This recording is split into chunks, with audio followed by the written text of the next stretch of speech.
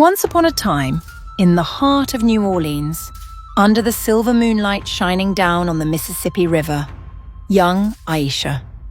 Carter stood by the riverbank, tightly clutching a strange amulet she had found hidden under her mother's bed. The amulet was etched with ancient symbols, its surface icy cold, sending shivers down her spine. That night, their house was steeped in a terrifying silence.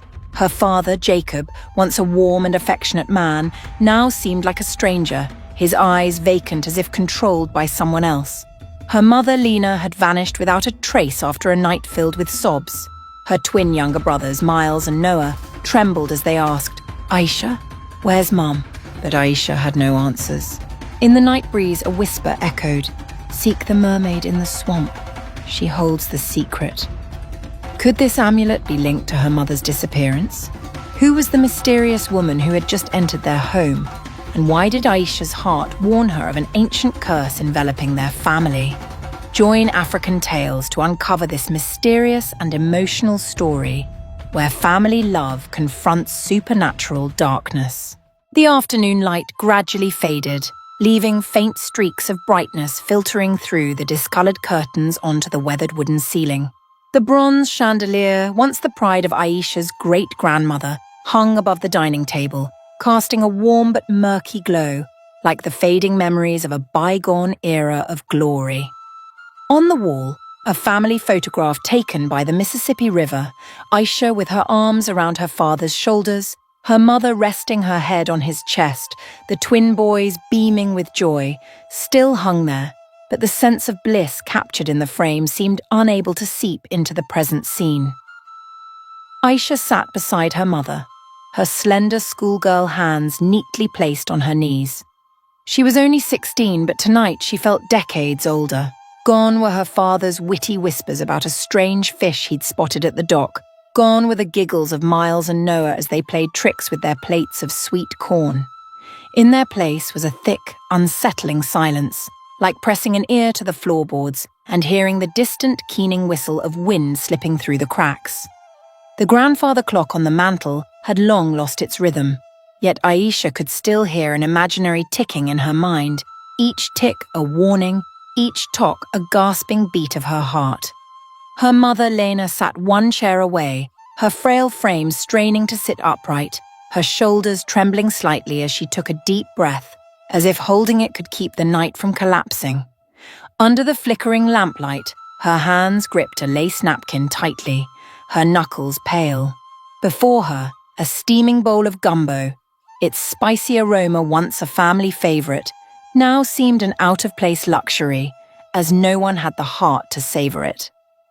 Across the table, Jacob, by all accounts the family's pillar and the warm haven for his 3 children, was no longer the jovial man who would exclaim, "Oh, my darling daughter," whenever Aisha entered the kitchen. He sat motionless, his dark eyes once sparking with life, now cloudy and soulless, like a wooden statue stripped of its spirit. The dim light reflected off his stone-hard face, accentuating the shadow under his cheekbones, rendering him almost unrecognizable. Miles and Noah, just 8 years old and never ones to sit still, now hunched over, their noses nearly touching the table. Their small fingers traced the wood's wavy grain, as if searching for a secret door to the peaceful times that had slipped away.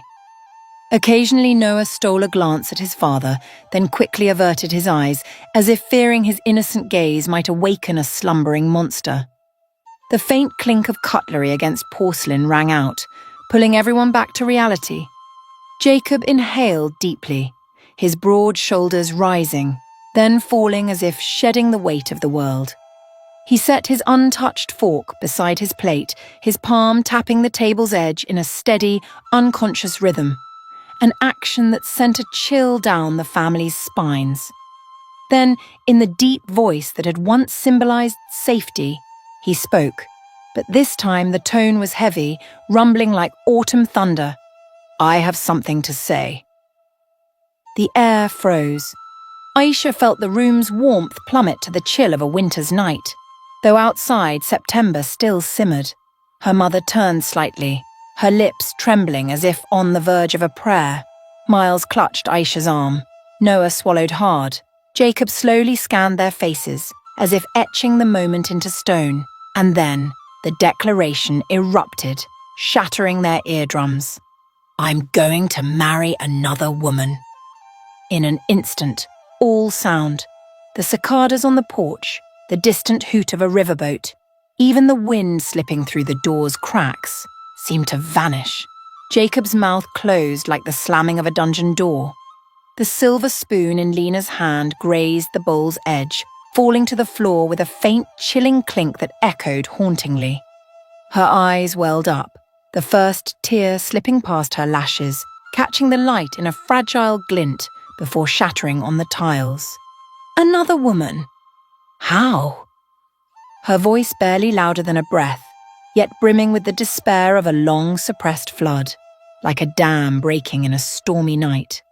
Aisha wanted to scream, to rush forward and shake her father's shoulders, to ask if he remembered those crimson sunsets when they sat byproduct by the river, recounting legends of the river god.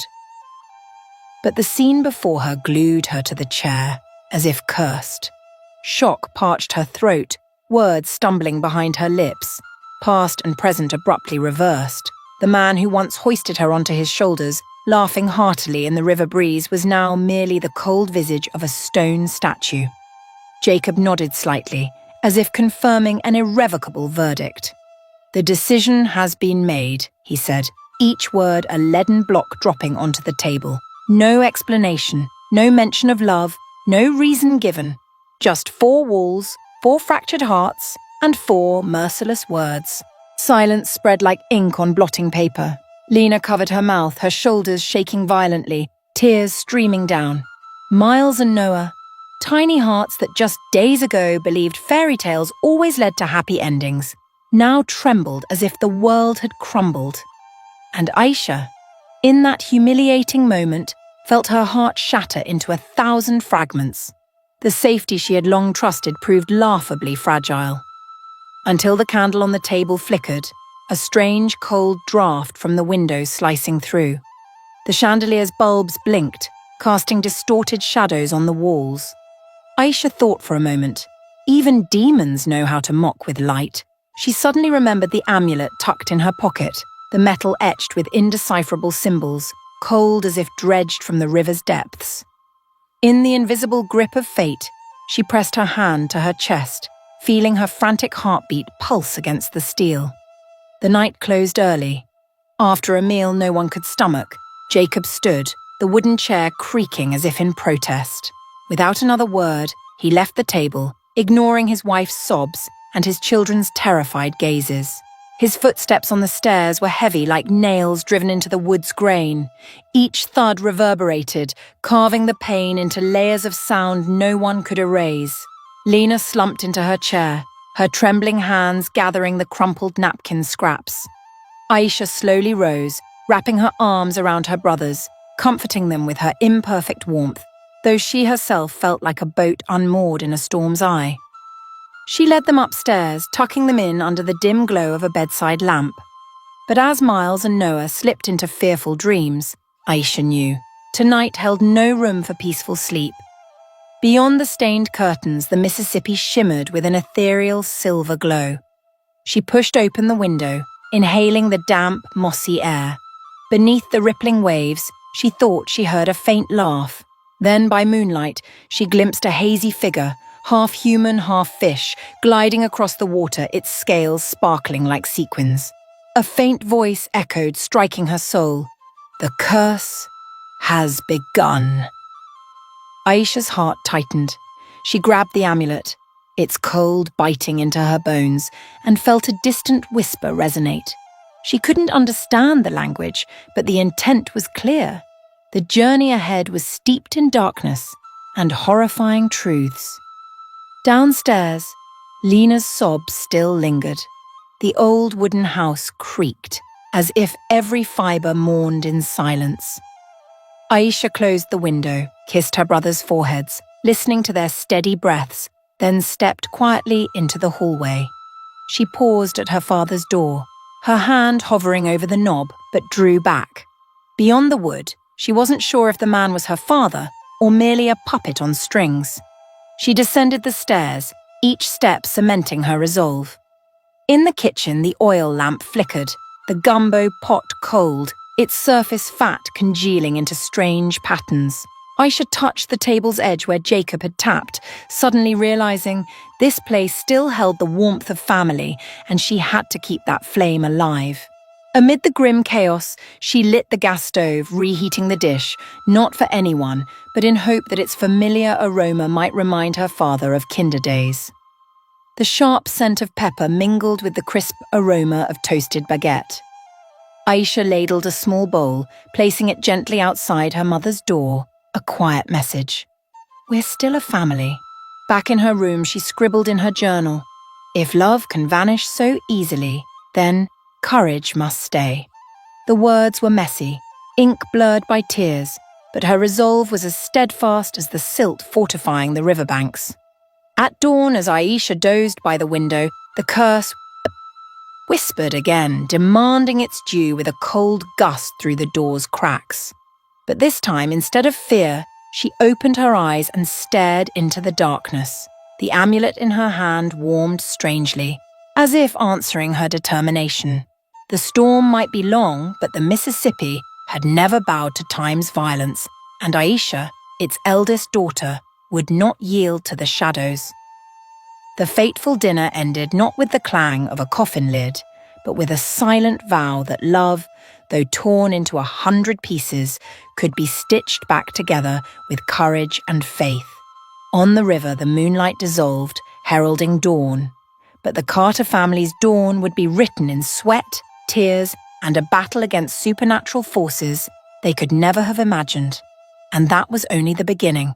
On the fourth Wednesday afternoon since the Carter family's shattering night, the sun sank behind the wooden houses along the Mississippi River. Aisha stood behind the living room window, watching her father's Chevrolet pull into the gravel driveway. In the passenger seat, a strange woman checked her reflection in a mirror. The front yard was eerily silent, devoid of insect hums. The car stopped, and Jacob stepped out, his movements restless. He circled around to open the door, helping his guest. The woman placed a pale hand in his, her heels clicking softly on the gravel, the sound rippling across the floorboards like the prelude to a storm. Aisha pressed herself against the curtains. Her father spoke. "Kids, this is Serena." Serena extended a hand toward Aisha, her smile thin as a stitched seam. Lena, who had just set cornbread on the table, froze in the kitchen doorway. Her mother's face paled as if confronted by a ghost from the past. Miles and Noah gaped as the grey-clad figure glided through the door. For a moment, a chill from the porch flooded the foyer, carrying the scent of perfume mixed with an indescribable whiff of dried seaweed. In less than half an hour, Serena nonchalantly claimed the chair Lena had occupied for 17 years. Her smoky grey dress pressed against Jacob's shirt, creating a jarring scene. Lena set down the serving tray, her slight tremble causing a spoon to clink against a plate. Serena praised the fried fish in a northern accent, each word sharp like a sip of strong liquor running down the listener's spine. Jacob watched her intently, his eyes unnaturally bright. Miles and Noah sat mute. Aisha chewed, feeling her throat dry and tight. She also noticed Serena tapping her knife in a steady 3-beat rhythm, then pausing as if marking a ritual. When the grandfather clock struck 9, Aisha washed dishes, her ears taut as guitar strings. From the living room, her mother's trembling voice rose. "Jacob, don't you see she's controlling you?" The reply cut like a knife's edge. "Enough, Lena." Then a thick silence settled, heavy as riverbed mud. Only the sound of Serena's nails tapping on her wine glass remained a faint but nerve-slicing noise.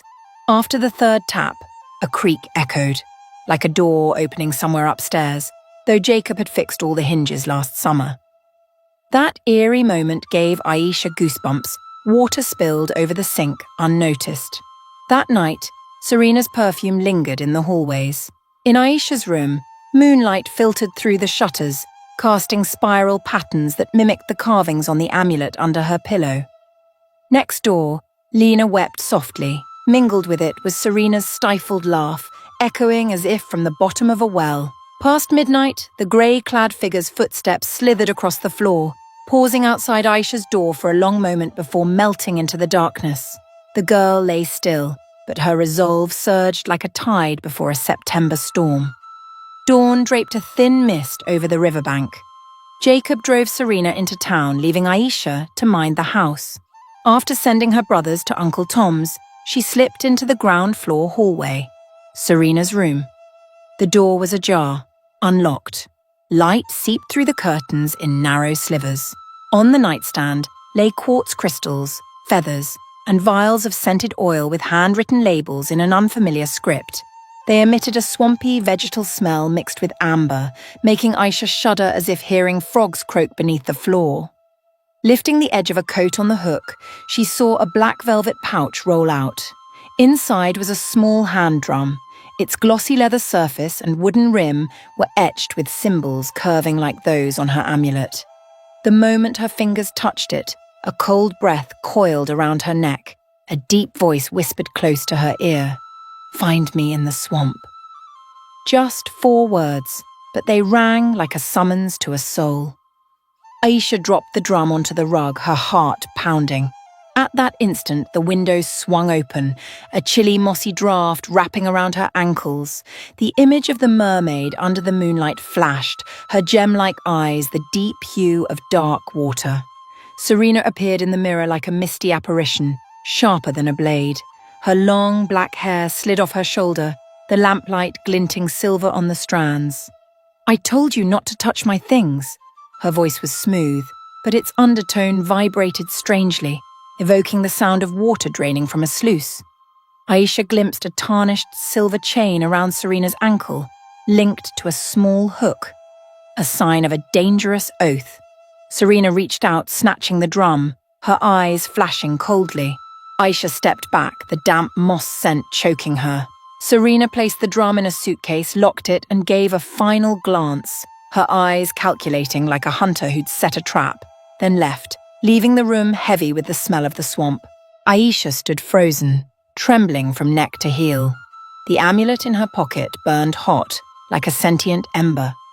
Images piled up, the knife-edged smile, the green eyes, the drum, the whisper. Her father growing ever more distant. Serena wasn't just intruding on a marriage. She brought something ancient, deep as the midnight river, capable of swallowing the wooden house whole. The thought struck hard, but also kindled a stubborn flame. This family was caught in a whirlpool. Aisha would not let them sink.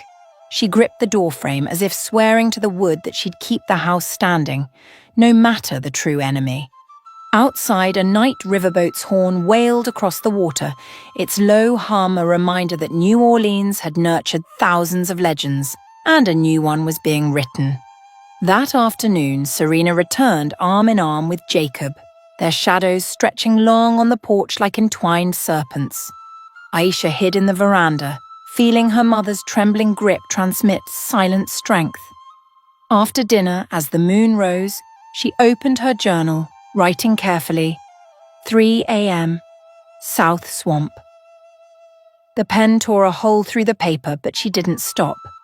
Outside, the Mississippi reflected a sliver of moon, its silver light quivering as if beckoning. Amid the crickets, Aisha heard a faint thump-thump-thump of a drum. 3 beats, then silence. She closed the journal, tracing her fingers over the amulet. Inside the house, the piano struck disjointed chords, echoing like the cry of a ghostly ship. Aisha stared into the night, knowing the journey into the swamp was only beginning. The quiet early autumn days of the Louisiana swamp typically enveloped the Carter family's wooden house with damp air thick with the scent of moss and the distant rhythm of voodoo drums. But the gloom now was heavier than the fog blanketing the Mississippi at dawn. Ever since Serena, the mysterious woman with a smile sharp as a blade, crossed the threshold, every weathered plank creaked as if mourning, and the time-worn walls suddenly reflected the cold, unfamiliar shadow of a new master. Serena made no effort to hide her ambition, brazenly forcing Lena out of the master bedroom. The soft cotton mattress, once imbued with the gentle fragrance of her mother's perfume, now belonged to a cruel obsession. Each night, Lena curled up on the lopsided sofa in the living room, her back aching from protruding springs. While next door, Serena revelled on silk pillows, her soft laughter seeping through the door's cracks like nails scratching wood.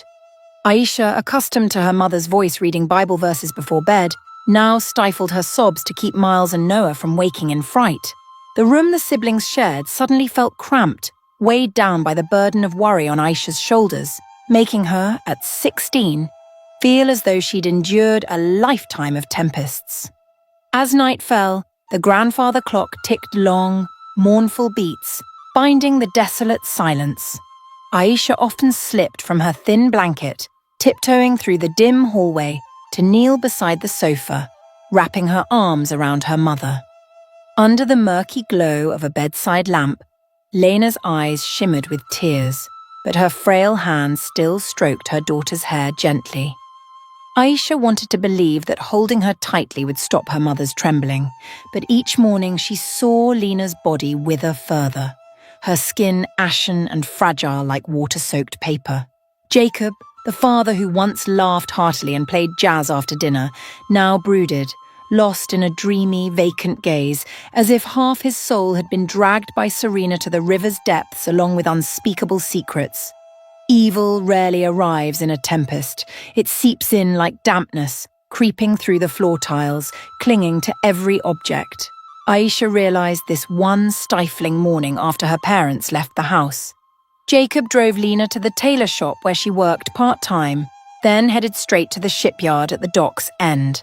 Sunlight slashed across the porch, and Serena closed the door behind them, the iron bolt falling with a dry clack, like the final punctuation of any lingering illusion of peace. In an instant, her folded smile twisted into malice. With a slight wave of her hand, Serena silenced Miles and Noah, who were bickering over a toy truck. Before Aisha could offer her brothers breakfast, a commanding voice tore through the air. "Get out of the kitchen, I don't want kids underfoot." The tone was colder than metal striking metal. Aisha swallowed hard, still trying to set out plates of buttery pancakes for Miles and Noah. But Serena appeared before her in a flash, the hem of her grey dress brushing her heels. Her black-painted nails tapped the table, their wicked rhythm echoing the ghostly drum Aisha had found days before. "Don't bother me," the rebuke pressed against Aisha's chest, igniting a throbbing fear. The voice was like burning resin, acrid and devoid of humanity. Aisha shuddered, yet a surge of pride made her retort. "Mom will hear about this." Serena blinked, her smile unfurling slowly like a blade easing from its sheath. "If your mother's still alive to hear it." In that moment, the air seemed to plummet in temperature. Miles tugged at Aisha's sleeve, Noah hid behind her, his young lips pressed tight. The threat hissed through the atmosphere, freezing the blood in Aisha's veins, planting seeds of boundless dread. Her young mind struggled to comprehend, living under the same roof, yet Serena emerged from some other darkness, spreading across the wooden floor like an oil slick, impervious to the light of love. As the sun climbed above the old sycamore by the riverbank, Serena abandoned the three children, striding into the master bedroom and slamming the door. The lock's click rang cold. Miles and Noah were famished, so Aisha hurriedly fried some potatoes, mixing milk for them. The smell of grease mingled with the air, but the taste of food and fear in her mouth was bland, bitter like hemp leaves. She forced a smile, recounting old stories to comfort her brothers, only to realize her throat was hoarse. All morning, Serena stayed hidden. Only the sound of a piano melody drifted from an old speaker in her room, a distorted jazz tune stretched slow, like a rope tightening around a neck. Each falling note reminded Aisha of the shimmering moonlight on the river, where last night she'd seen a half-fish figure gleam, its silver scales reflecting the moon like cracked mirrors. That image wove with Serena's laughter into a suffocating web. Dusk fell, purple as ink, spreading around the house. Jacob brought Lena home, and before the door's hinges could creak, Serena stood in the hallway, her smile bland and unrewarding. Aisha watched her father's gaze linger on Serena, his eyes blinking like moths lost in a street lamp's glow, an irrational enchantment. She bit her lip, feeling the stitches in her heart tear apart. That night, Aisha didn't sleep. She listened to her mother's ragged breaths on the sofa, the faint drip of a leaky faucet, and Serena's footsteps pacing the house at 2 a.m. Like a predator surveying her territory. Suddenly, the window's hinges squeaked. A night breeze carried the scent of rotting grass and briny water billowing the curtains like a restless spirit. Aisha realized the 4 wooden walls no longer sheltered them. She slid out of bed, retrieving the amulet from a drawer, surprised to find the usually cold metal now warm under her touch, its pulse like a heartbeat. She crept through the hallway, opened the back door, and darted to the backyard, where willows dipped dew-soaked branches onto the grass. The full moon poured silver over the Mississippi, its surface glinting like a mirror of ancient energy. Aisha followed a thorny path, her heart pounding in rhythm with the crickets and frogs, until her shoes touched the soft mud's edge. That's when the river stirred. White foam rose in a crescent on the dark water. Then emerging from the current was a wondrous female form, her pearlescent skin glowing, each movement scattering droplets like sparkling beads.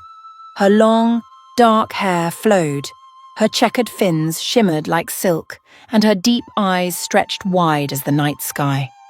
Aisha clutched the amulet, her throat tight, but her fear melted in a strange wave of peace, as if the water caressed her heart. The voice reached her, not as sound, but as a tidal note, soft as waves on rocks, yet piercing to the bone. I am Mami Wata, guardian spirit of the southern waters. The tone was clear as crystal striking glass, yet layered with a distant sorrow, like a brass band farewelling a soul. Aisha listened, her heart pleading with each beat only to receive dire news. Serena carried a river curse, a silent sorcery eroding Jacob's will, binding his soul with an invisible chain. The amulet, etched with ancient script, was the sole link to breaking it. But the cost was steep. Lena had been drawn into the curse's dream, adrift in a maze with no exit. If Aisha faltered, the night's tide would swallow Lena forever, and the Carter house would become a hollow shell for demons to inhabit. The moon illuminated the water, reflecting Mami Wata's eyes, glistening with pity. Aisha knelt by the muddy bank, the wind whipping her black hair against her lips. In that moment, tender memories flooded back, her mother's soulful lullabies, the smell of baked vanilla pudding, her father's arms lifting her in a twirl on the porch. Pain constricted her chest like barbed wire. But from that wound, courage arose. Aisha gripped the amulet, feeling its pulse flow from metal to flesh. The mermaid finished speaking, merging back into the water, leaving a fading trail of phosphorescence. Mist rose from the river, draping Aisha's shoulders like a mantle of fate. She stood, her feet sinking into mud, her hands clenched, her eyes tracing the moonlit slope leading to the wooden house. In the lunar glow, the house appeared hazy, but her heart rendered it clear. There her mother was trapped between waking and dreaming. There her father held a faint hope. There her innocent brothers awaited her guidance.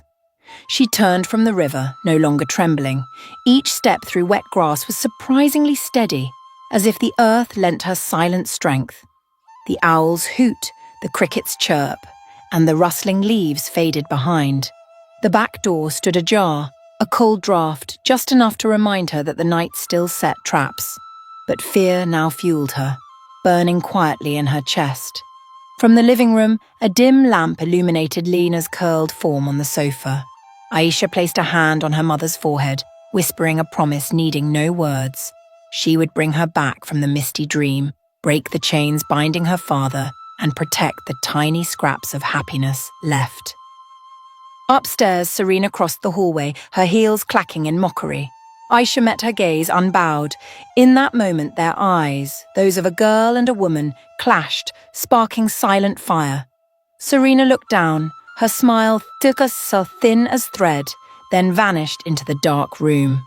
The door slammed, but Aisha heard another sound, the laboured breath of the curse, squeezing in slow rhythm, like a sleeping giant.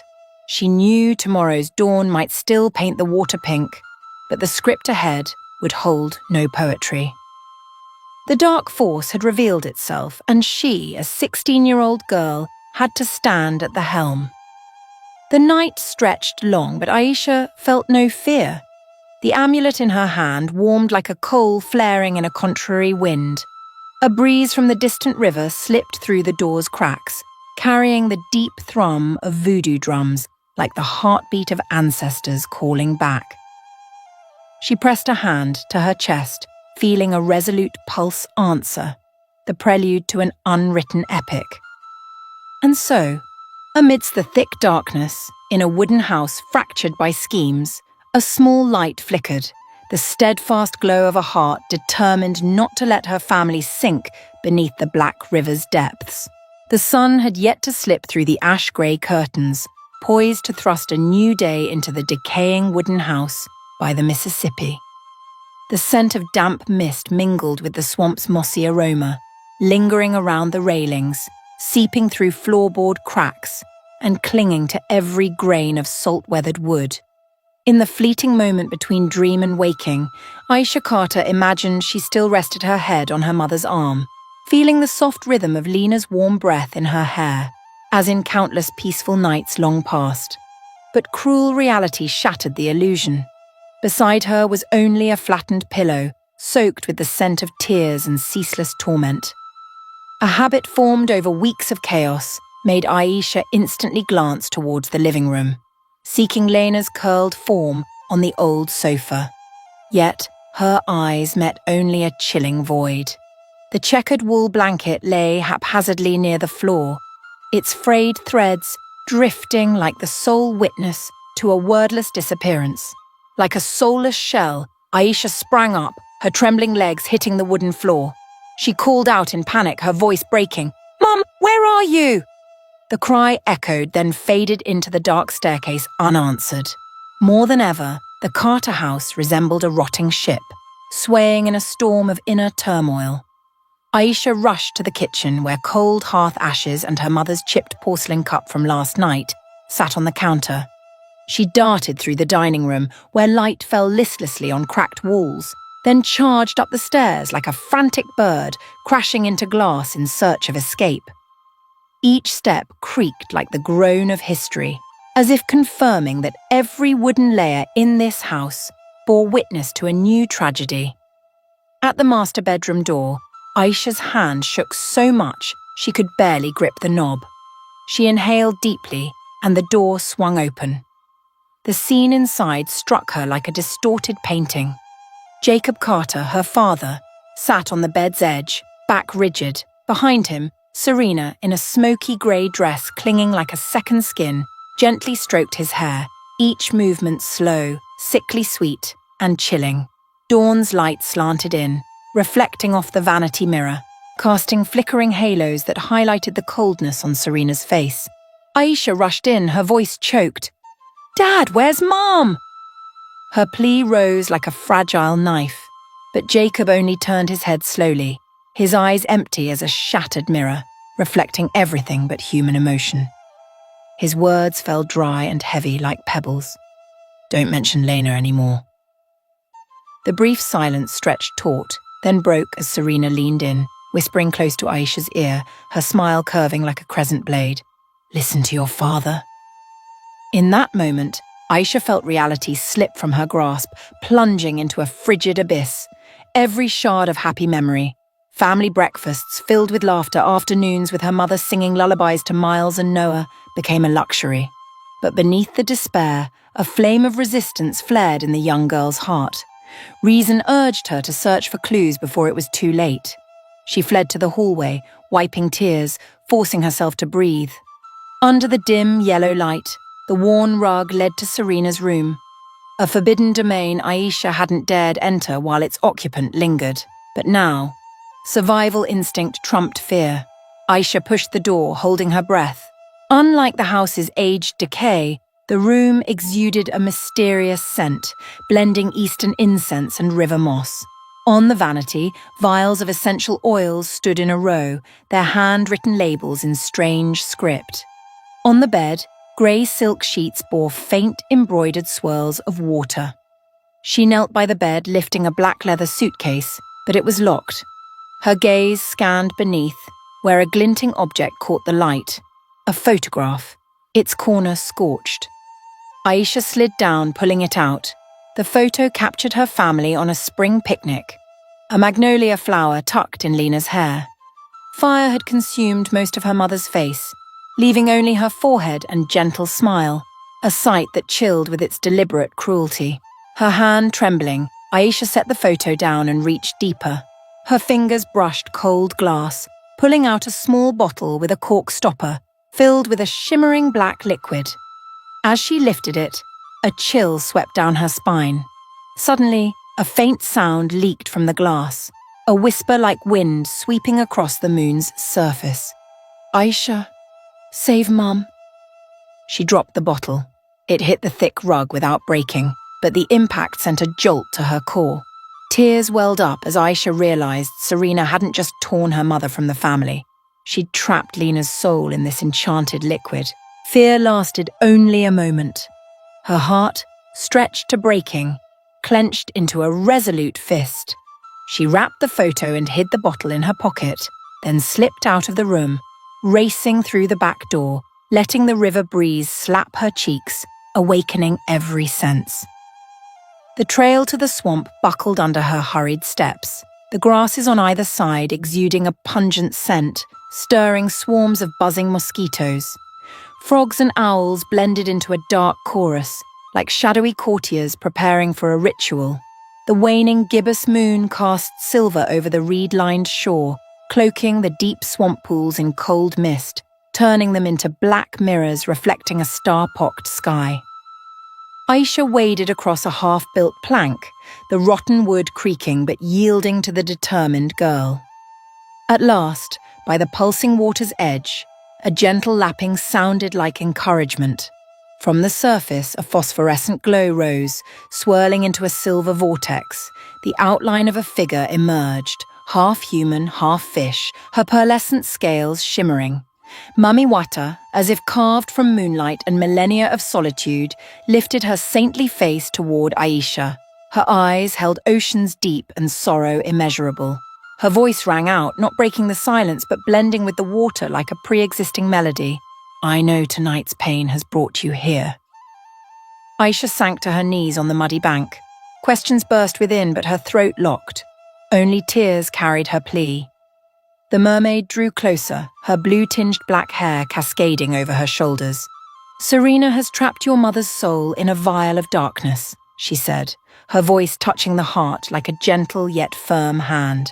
"If you don't break it before the moon wanes through 8 cycles, that soul will dissolve into the swamp, and all memories and love will weep forever beneath the river's depths." Aisha pressed her lips, her chest tightening. "What must I do?" Mami Wata reached out, lightly touching the amulet around Aisha's neck.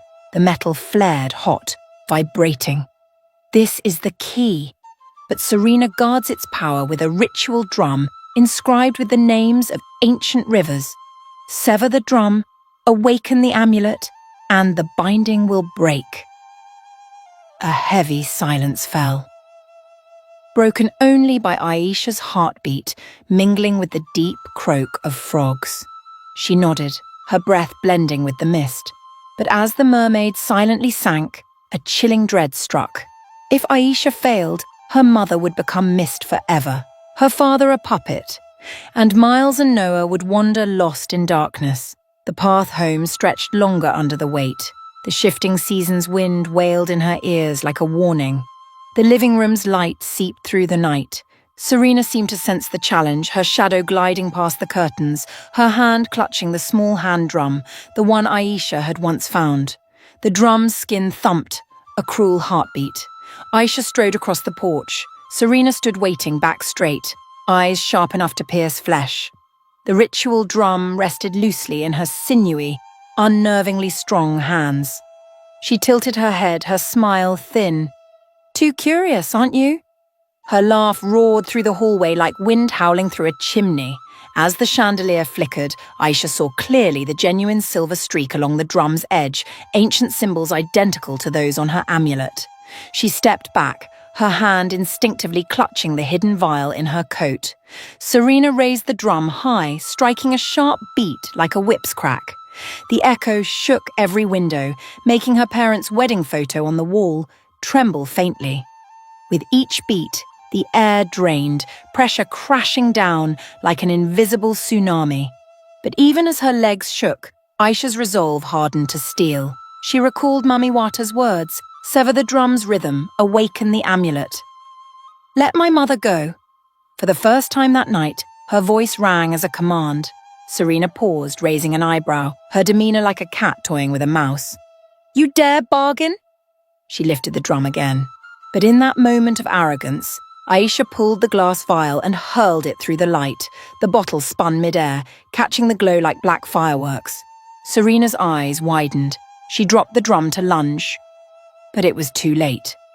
The vial smashed against the staircase railing, shattering, the black liquid splattering like a coil of glossy ink. From the broken glass, a blinding white light erupted, sounding like the choked sob of a soul escaping iron chains. Cold and warmth clashed, swirling through the living room, forcing Serena back. The drum fell, thudding dully, its silver symbols fading. At the heart of the light's vortex, Lena's form appeared, faint but vivid. Her honey-brown hair, her gentle eyes now tinged with exhaustion. She looked at Aisha, her lips mouthing words of love. Serena snarled, reaching as if to seize the freed soul, but an unseen wind repelled her. Her hair spilling loose, her grey dress tearing, her eyes blazed with crimson hatred. "You'll pay for this!" she hissed through clenched teeth, then vanished into the darkness, leaving a rotting moss scent that seeped into the house's bones. The wind stilled, the light condensed into a small spark, then dissolved.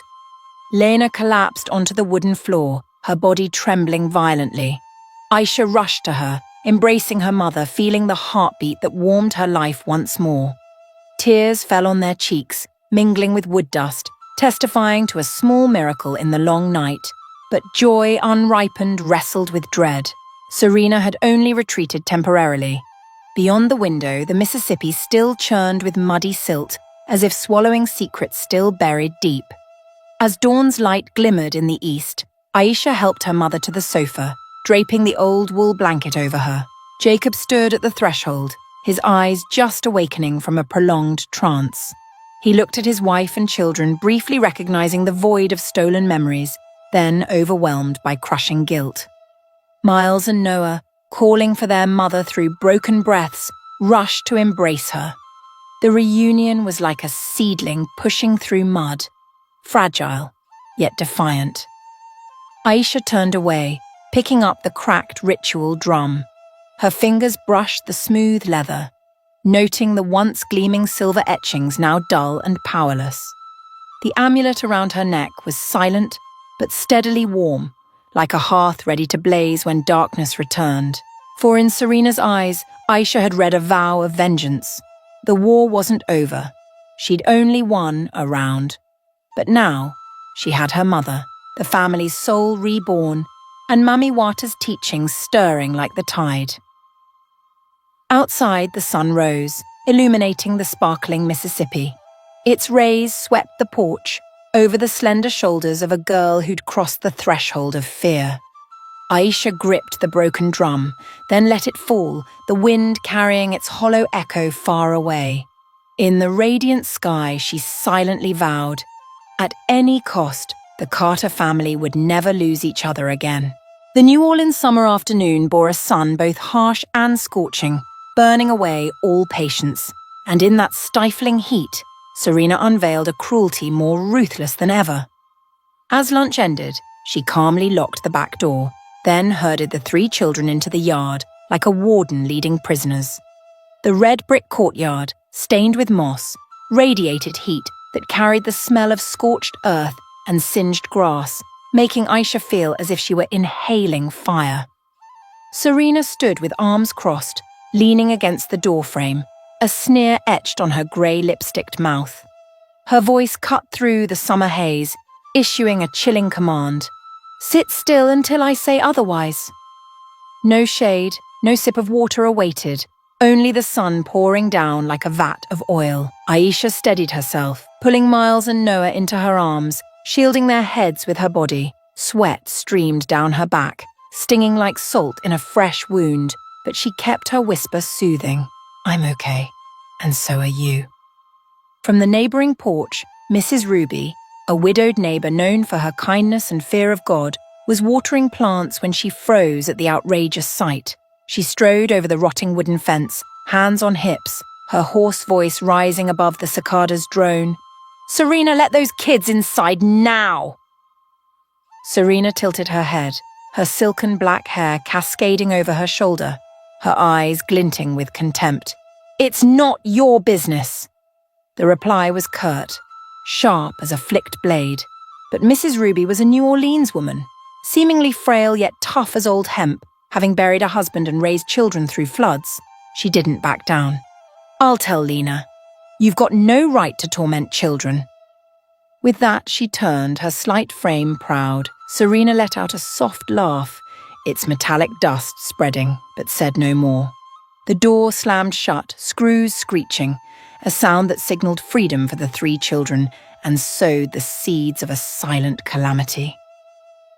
That night, the temperature dropped, leaving a lingering heat rising from the gutters, and Aisha couldn't sleep. From her window, she saw Mrs. Ruby's house dark, unlike its usual golden glow each evening. A sense of unease crawled up her spine like ants. Just before midnight, in the stillness, a piercing, bone-chilling scream tore through the neighbourhood, a high-pitched, brief cry that choked and died. Aisha bolted upright, her heart hammering, peering through the curtains, but the swamp's thick night swallowed all shapes. Only the river's curve gleamed faintly, streaked with murky moonlight. The next morning's sun rose unusually early, its dawn light not yet warm, casting a mournful silence over Carter Street. Shocking news spread like lightning. Mrs. Ruby was found slumped on her porch, her body unmarked, her breath gone, her hand still clutching a worn wooden rosary. Neighbours gathered in stunned grief. Police cordoned off the scene but could only note cause unknown. Amid the crowd, Serena appeared, her grey dress immaculate, her lips a deep hibiscus red, blending humbly into the funeral scene. She bowed her head slightly, but her eyes danced with veiled delight.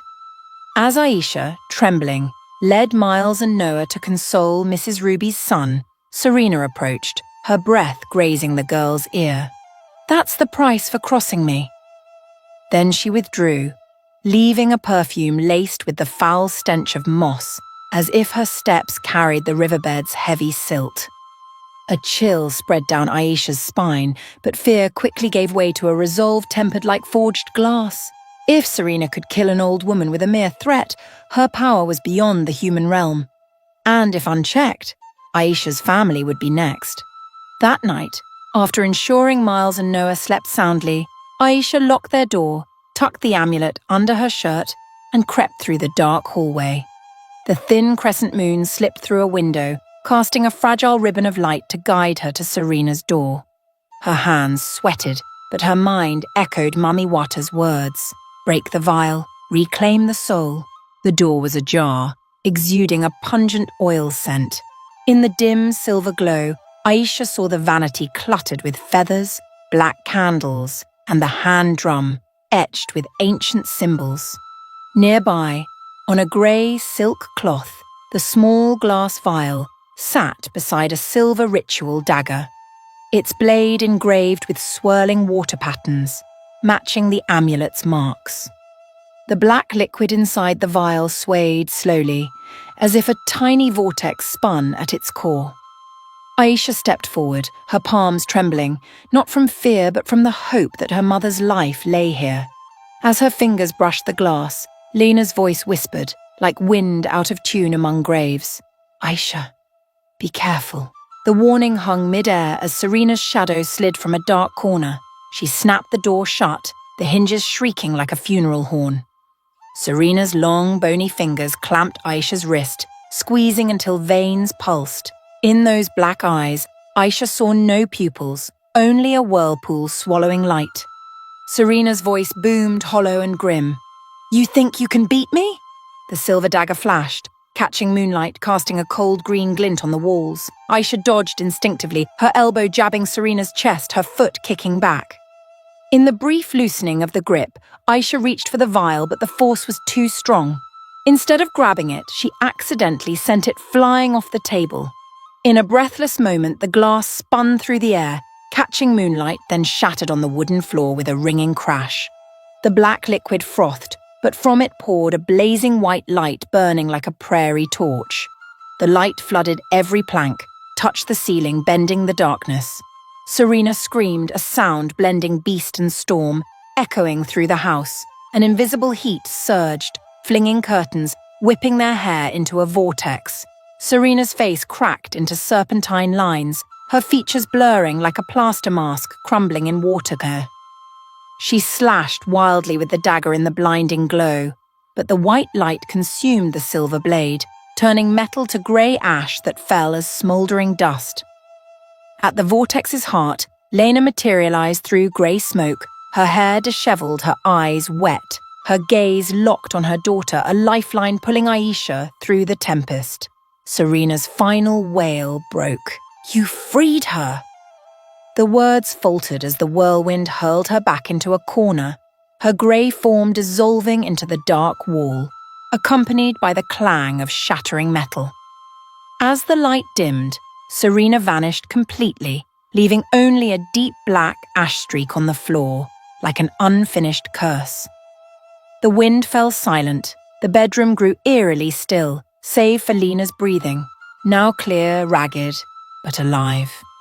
Aisha collapsed to her knees, embracing her mother. The shockwave passed, leaving a profound silence, but the sounds of life rushed back. The grandfather clock's ticks, the floorboards' creaks, the palm leaves scraping the roof, all blending into a symphony of survival.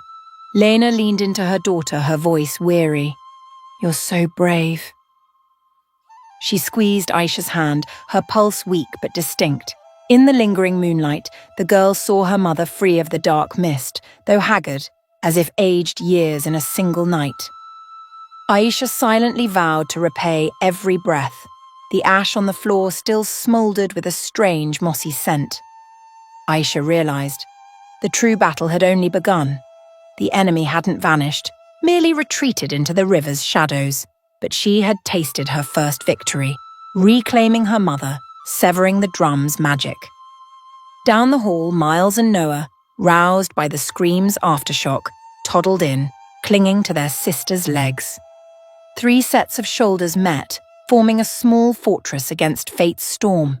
In that moment, Aisha saw her next task clearly, to free her father from enchantment's chains, to protect the fragile light in this house. On the table, the ritual drum lay cracked, its silver script dulled. The amulet at Aisha's neck warmed again, pulsing in sync like an auxiliary heart. Beyond the porch, through the somber willows, the Mississippi flowed silently toward the mystic south. Beneath its depths, Serena might lurk, or the ancient curse could be mending its cracks for revenge.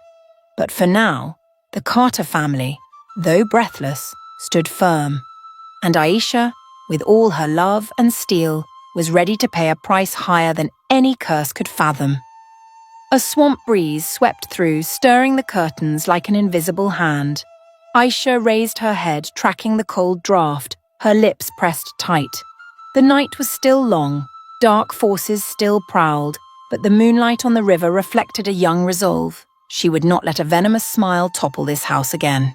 The night's fog, both thin and dense, coated the wooden window frame, silver lights seeping through a cracked pane like molten wax, spilling into the living room now chaotic with sounds the Carter house had never endured just minutes before. Shattered glass lay scattered across the worn rug, reflecting the erratic flicker of a dying lamp. At the heart of the swirling chaos, Lena's soul slowly coalesced, like smoke drawn into form.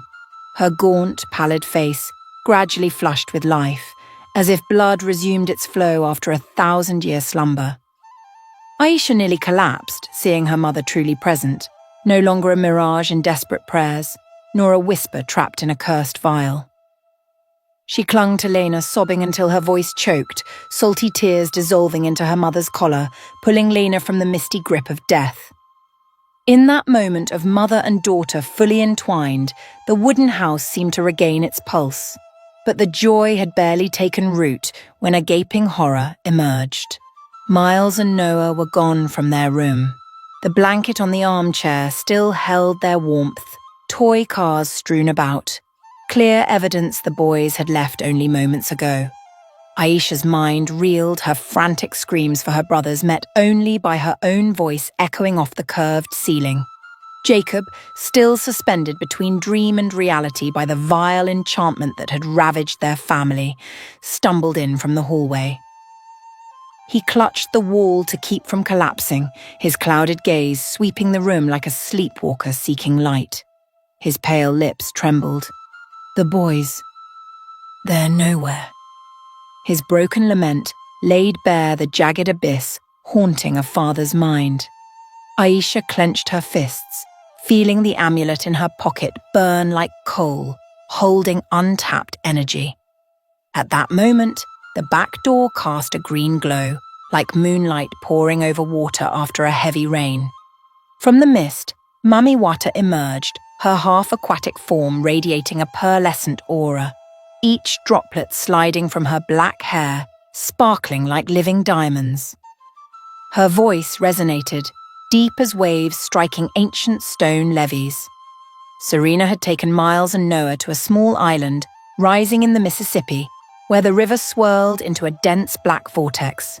There, a sacrificial altar of swampwood, bathed in moonlight for a century, awaited innocent blood to seal Serena's ambition to bind Jacob forever under the river curse's control.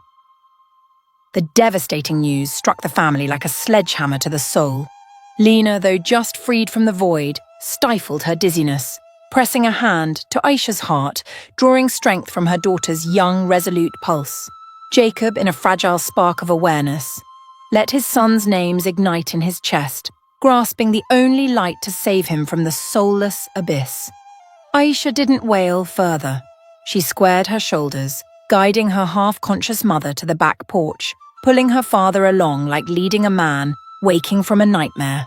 The swamp opened in the night like the belly of a colossal beast, its twisting path soaked in mist and alive with the grinding chirps of insects gnawing on rotten roots.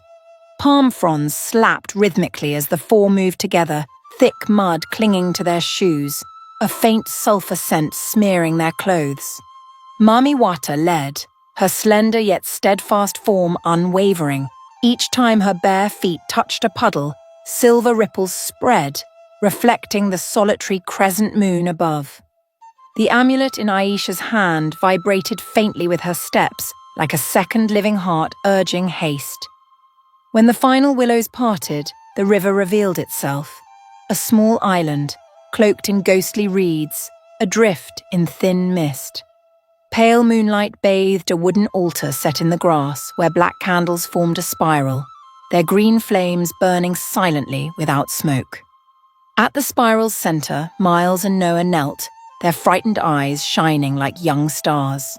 Serena stood beside them, her tight cloak streaked with moss, gripping a ritual dagger etched with wave patterns. Her calculating gaze fixed on Jacob, the enchanted pawn, as if a seductive fishing line reeled half his soul back under her immoral sway. In the moment the river stilled its ripples, Jacob fully awoke. Perhaps Miles's trembling sob pierced his reason, or Lena's grip rekindled memories of their wedding vows. He broke free from the invisible chain, roaring a throat-tearing cry, the bellow of a father rousing himself from delusion, and charged the altar's steps. Serena spun, her dagger slashing upward, clashing against the old scholar's arm with a metallic ring against bone. Jacob winced in pain, but his momentum knocked Serena back half a step. That opening was enough for Aisha to raise the amulet high. From its surface, a piercing white light shot out, weaving into a silken ribbon that bound the dagger's handle, forcing Serena to retreat. She sneered, her voice a chilling hiss. The script was set, you're too late. And indeed, swamp winds rose, twisting reeds, coiling around Jacob's legs, yanking him backward into the muddy mire. Serena regained her stance, muttering an ancient incantation. The dagger's surface flared green, reflecting a witch-like pallor on her gaunt cheeks. Mummy Wata rose from the water's edge, her pearlescent half-human form gleaming, casting a gentle light that repelled the toxic winds. Her voice rang in all directions, imbued with soothing and admonishing power. Your curse was born of selfishness, and only selfless love can tear it apart. As her words ceased, Lena knelt beside Jacob, her hands trembling from exhaustion but clutching his as if holding the family's final pillar. "Remember our vow by the river, Jacob," she called through the gale. And like a miracle, those brief words pierced every barrier. Jacob's weary eyes blazed, reflecting their wedding photo etched in memory. Lena's smile, his embrace, the Mississippi dyed pink by sunset. A resounding "no" echoed as he surged upright, throwing his full weight into Serena, toppling her from the altar. Her cloak scattered black candles, green flames flaring high, tearing the wind into sparks. Aisha, without hesitation, hurled the amulet into the swirling fire at the altar's heart. The moment metal met flame, a dry explosion cracked like splitting stone. A blinding white blaze erupted, engulfing Serena's form, like a lightning storm unleashed across the reeds. She screamed, her pitch straddling desperate beast and the slam of Hell's Gate, her body dissolving into black smoke, collapsing into a shimmering dust that faded. The fire died, the ropes binding Miles and Noah snapped, crumbling into dry foam like wet ash. The dazed boys, seeing their family whole, rushed into their mother's arms, their sobs blending with laughter in the dispersing mist. Jacob sank to his knees, embracing all three children, his shoulders shaking with tears. Lena, drained but glowing with gentle light, pressed her cheek to her youngest son's head. By the windless river, Mummy Wata smiled slowly. Her smile was understated but echoed like waves against stone, marking a new chapter in legend.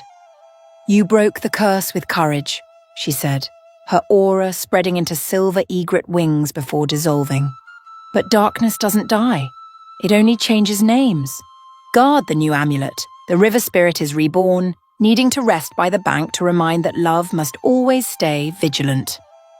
Her counsel ended, her form melted into the ripples, leaving a phosphorescent trail along the waves, twinkling like thousands of tiny fireflies. Aisha stooped to retrieve the amulet, now reforged by sacrificial fire, its surface etched with a gleaming inlay of intertwined heart and wave. She understood. As the river's currents shift, those on its banks must become new barriers against dark winds. They supported each other back through the dense swamp. Dawn gilded the willow tips, the first birdsong piercing the silence, bringing the warmth of a reborn cycle. Aisha walked last, her hand pressing the amulet to her chest, her eyes tracing her mother's slender silhouette, her father's tall frame, and the two lively sparks of Miles and Noah. She knew the path to happiness wasn't yet smooth, but the family now stood on solid ground, no longer pawns in a villain's game. At the familiar porch, they paused. Aisha released the amulet, placing it on a stone where the river lapped the shore. The warm metal bathed in first light reflected her inner fire. "Guard us," she whispered, feeling the river's pulse respond, a natural reply to a heart ready to protect. Far off, lingering mist shimmered on the water, as if the Mississippi joined in a triumphant hymn. Inside the wooden house, with windows newly opened, the clink of cups and children's laughter mingled with the buttery aroma of baking bread. Lena pinned back a stray lock. Jacob fixed a broken chair. Miles and Noah debated which floor crack could serve as a game's border. In the kitchen corner, Aisha poured tea, watching light flood the planks, replacing last night's shadows. A horrific chapter had closed, but Mummy Wata's warning lingered. Only a vigilant heart could preserve fragile life, against curses never truly dormant. And so, in the morning air still laced with river moss, the Carter family began writing their next chapter. A tale where every line was woven with love rising above fear, like sunlight reclaiming the sky after a night poised to swallow the city whole. The first dawn after the blood-soaked night painted New Orleans' sky with faint orange rays, gentle as solace for souls fresh from battle. The Carter family trudged across the front porch, their shoes caked with swamp mud, clothes tangled with reed debris, but the hearts of all four, five, if counting Mummy Water lingering somewhere beneath the river, bloomed with rebirth. The old wooden house, witness to countless nights of anguish, now opened its doors like a merciful mother welcoming a long-lost child.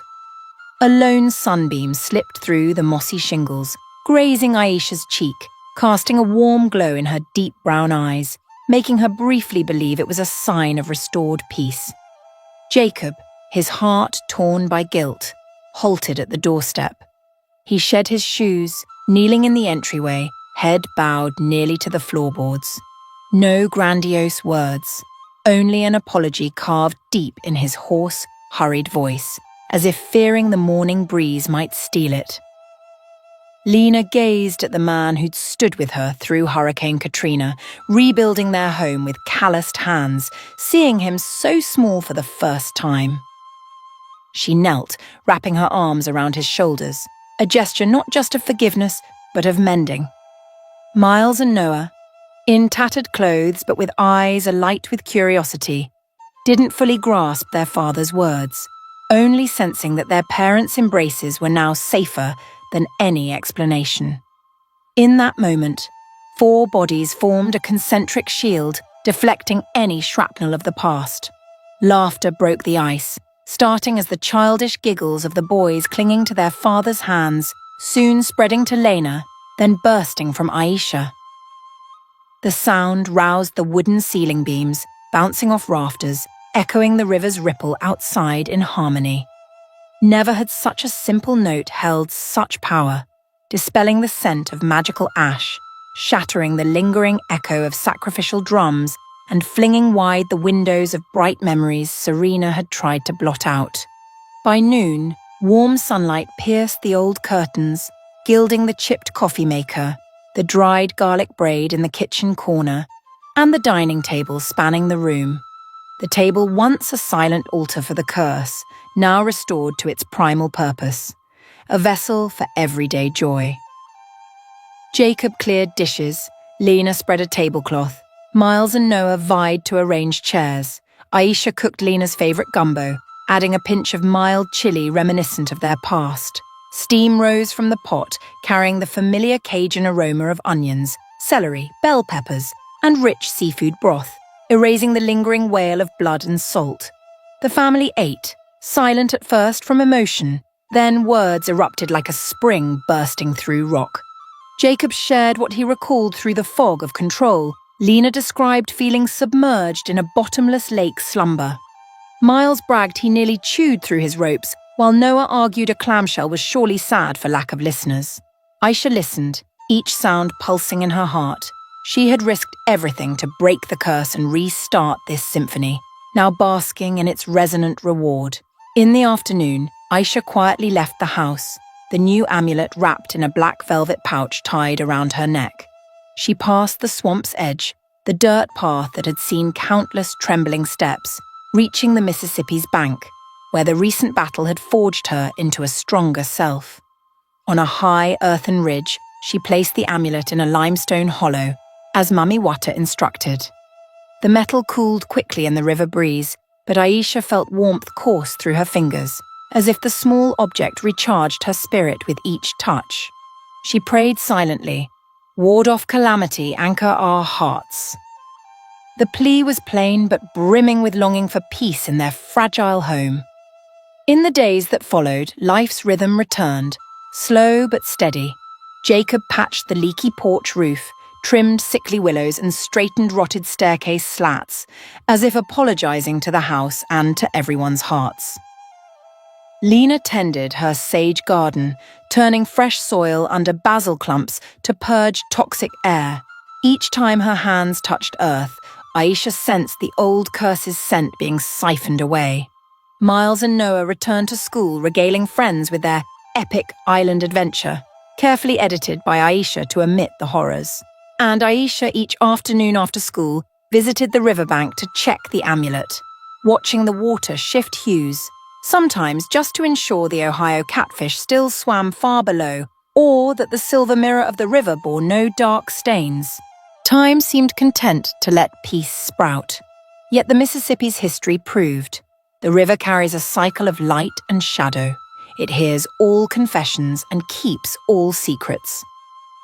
On the 30th night since Serena's dissolution, the moon rose late, veiled behind ashen clouds. Aisha stood on the familiar outcrop, her bare feet cool against silt smoothed by receding tides. A gentle breeze, scented with river oysters and meadow lilies, wove a strange serenity. She leaned on her knees, her gaze following the moon's dappled reflection, like a silver coin trembling on the water. For a moment she almost believed every nightmare had turned to mist, like noon lotuses becoming paper lanterns set adrift. But as the next gust played through, the air turned frigid, as if someone opened a hidden gate beneath the riverbed, blowing an icy breath through her spine. The amulet in its stone hollow quivered, tapping the rock with a faint chime like nails on a glass goblet. A whisper arose, unclear if from the reeds or the water. Though barely a breath, its message cut the breeze like a fishhook. I will return. Aisha. Aisha's chest tightened, cold seeping between her ribs. She scanned around. The late moon lit rippling waves. Reeds swayed lightly. No figure or strange smoke appeared. Yet her intuition, honed by conquering ancient spells, needed no proof. She knew. Serena, or whatever force backed her, refused oblivion. The curse merely changed form, awaiting another night, another crack to seep through. Vigilance wasn't a burden. It was the ticket to this stage of magic, the torch keeping night from swallowing the loved. Aisha touched the amulet, thanking its warning, vowing to stay awake, to grow into a lightning rod for her family, for supernatural storms always loomed. In the wooden house, Lena sat by the window, embroidering a new napkin, her deft fingers weaving red thread into carp patterns. Jacob, his mind steady, planed a warped door, its swish-swish blending with night cicadas. Miles and Noah yawned, battling to finish a domino game. They didn't see the girl by the river or hear the waters whisper, but they felt the breeze graze the roof. Each paused a beat, unsure why, only pressing closer together. The story pauses here, or rests. The clearest truth in the Carter family's epic is this: love doesn't eradicate darkness, but it shines back, exposing its face. The secret weapon isn't strange magic, but the courage to face the monster and learn its weaknesses, to stitch wounds so tomorrow can still smile. In the fragile map of human life, family is the lighthouse. Extinguish it, and you're lost. Light one spark, and even a ship caught in a vortex finds its anchor. Aisha and the Mississippi's tale doesn't end with fireworks or fanfare, but closes a chapter with crickets, soft waves, and a silent vow. When the next full moon rises, she'll guard the bank. The amulet will hum, and if evil seeks to steal souls again, it must breach the trench of kinship and a girl's heart, steadfast as the silt foundations of the riverbed.